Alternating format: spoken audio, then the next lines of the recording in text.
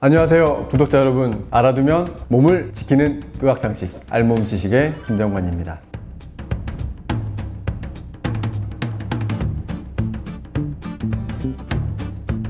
퇴행성 관절염, 골다공증, 류마티스 관절염, 이 세 가지는 정형외과 전문의로서 듣기만 해도 고개를 절레절레 흔드는 그런 질환입니다. 그 이유는 바로 많은 고통을 동반하여서 일상적인 삶에 큰 영향을 준다는 점입니다. 그렇다면 이 세 가지가 왜 우리를 위협하는 걸까요? 자, 궁금하시다면 이 영상을 끝까지 봐주시면 감사하겠습니다.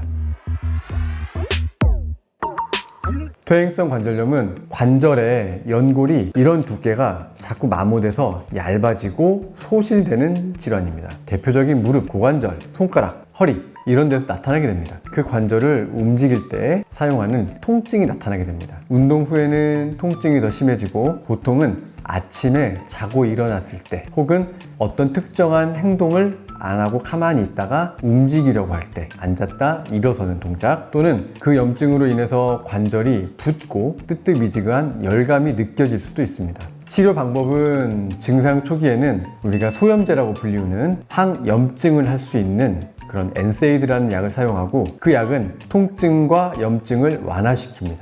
그리고 물리치료와 재활, 운동치료도 많은 도움이 됩니다. 그래도 통증 개선이 안 된다고 싶을 때는 그 다음 방법으로는 주사치료가 있습니다. 주사는 현재 정형외과 의원에서는 많이 시행하고 있고 대표적인 방법 중에 하나는 일단 관절 주사가 있고요. 그 다음에 조직 재생을 목적으로 하는 프롤로 주사가 있고 그 관절을 지배하는 통증을 개선하는 신경 주사가 있고 재생을 목적으로 하는 줄기세포가 있습니다. 골다공증은 뼈의 밀도가 감소하고 구조가 약해지는 질환입니다. 이로 인해서 압력이 가해질 때 뼈가 쉽게 부러질 수 있는 위험이 증가합니다. 우리가 골다공증 검사를 하는 거는 여자 나이는 만 65세 이상, 남자 나이는 만 70세 이상부터 검사를 하고 진단을 하게 됩니다. 50대 중후반이 넘어서는 폐경기 전후의 여성에서는 검사를 해도 골다공증이 진단되는 경우가 상당히 있습니다. 골다공증 초기에는 별다른 증상이 없지만 뼈의 밀도가 감소하고 있을 때에는 눈에 띄는 변화가 있습니다. 당연히 골절이죠. 물건을 들거나 허리에 순간적인 힘을 가할 때 혹은 넘어질 때 가장 먼저 골다공증으로 인한 골절이 나오는 곳은 바로 허리에 발생하는 압박골절이 됩니다. 허리, 척추에 발생하는 압박골절은 골다공증이 진행되는 노년층에서 쉽게 발생합니다. 신체 변화 중에서는 손에 나타나는 경우는 손의 관절이 마모가 되면서 끝자락이 이렇게 펴지는 게 아니라 약간 굽습니다. 그래서 변형을 줄 수가 있죠. 그리고 한 가지 더는 키가 줄어듭니다. 우리 어르신들의 키가 전체적으로 6cm가량, 많게는 10cm가량도 줄어드는 현상이 나타납니다.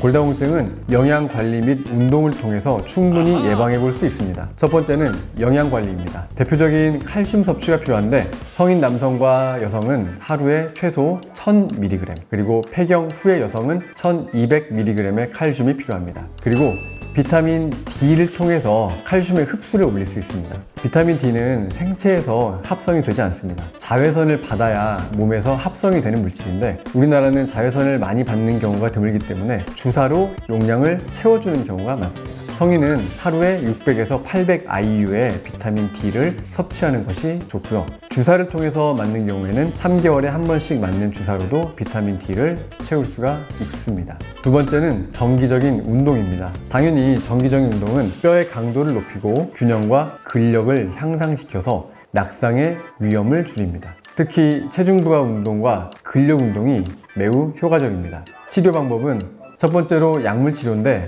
우리가 흔히 알고 있는 비스포스포네이트 이런 약들은 뼈의 손실을 줄이고 밀도를 증가시킬 수 있습니다. 일반적으로 경구약으로 복용하면서 매일 먹을 수도 있고 일주일에 한 번 혹은 한 달에 한 번 먹을 수 있는 약들이 있습니다.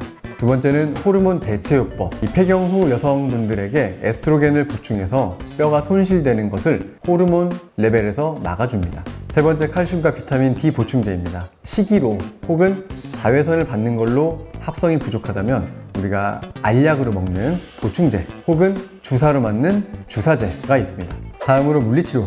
물리치료사는 개개인이 만든 운동 프로그램을 제공하여서 균형을 개선하고 근력을 강화하여 관절의 안정도를 높여 낙상의 위험을 줄입니다.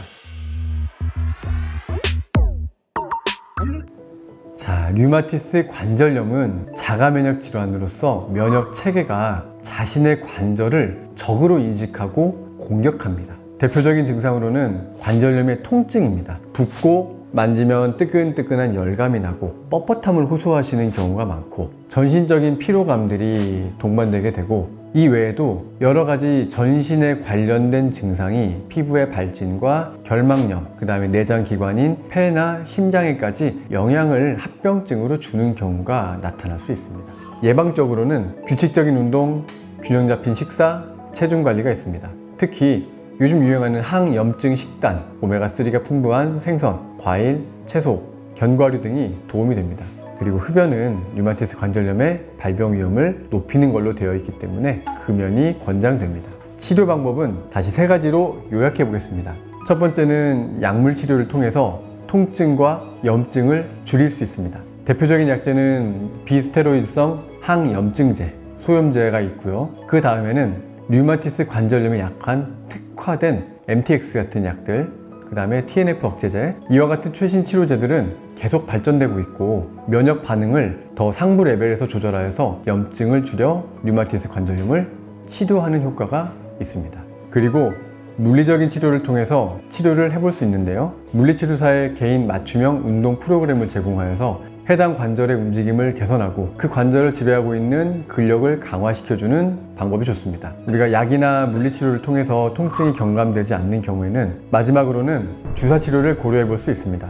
그 관절, 손목이든 팔꿈치든 어깨든 해당 관절에 염증이 심한 상태로 빠져 있기 때문에 그 관절에 직접 주사를 주입해서 그 관절이 지금 겪고 있는 문제점을 해결하고 그 관절 주변에 그 관절을 지탱하고 있는 근육, 힘줄, 인대를 강화해서 조금 더 가동 범위를 늘려준다든지 움직일 때 활동량을 좋게 해준다든지 그런 식으로 목표를 명확히 한 주사 치료가 도움이 될 수 있습니다.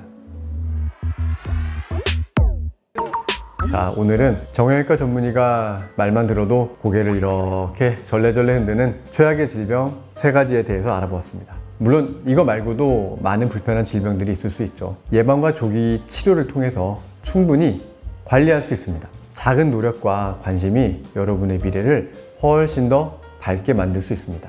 이 영상이 도움이 되셨다면 구독과 좋아요 버튼을 눌러주시고 다음 영상에서 또 만나 뵙겠습니다.